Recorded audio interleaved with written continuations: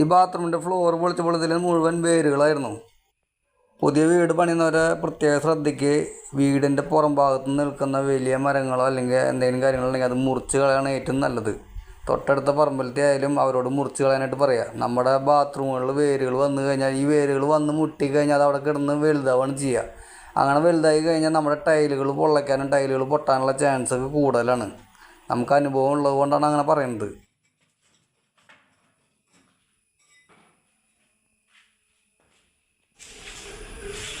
ഈ 4 ബാത്റൂമിൻ്റെയും ഫ്ലോർ പൊളിച്ചിട്ട് എടുത്തിട്ടുള്ള പൈപ്പുകളാണ് ഈ കിടക്കുന്നത് മുഴുവൻ. ഇനി നമുക്കിത് രണ്ടാമത് ഉപയോഗിക്കാനായിട്ട് സാധിക്കില്ല. ഇനി നമ്മൾ പുതിയ പൈപ്പുകൾ ഇടണം. ഫ്ലോർ ട്രാപ്പും എല്ലാ കാര്യങ്ങളും നമുക്ക് പുതിയത് ഇടണം. അപ്പോൾ വലിയ മോശമില്ലാത്ത നഷ്ടം നമുക്ക് ഈ പ്ലംബിംഗ് വർക്കിനും വന്നിട്ടുണ്ട്. ഇവിടെ എല്ലാ ബാത്റൂമിൻ്റെയും ഫ്ലോർ പൊളിച്ച് നിലയ്ക്ക് വീടിൻ്റെ ഓണർ പറഞ്ഞത് ഇനി നമുക്കിവിടെ കൺസീൽഡ് ഫ്ലഷ് ടാങ്ക് വെക്കാമെന്നാണ് പറഞ്ഞിട്ടുള്ളത്. അതുകൊണ്ട്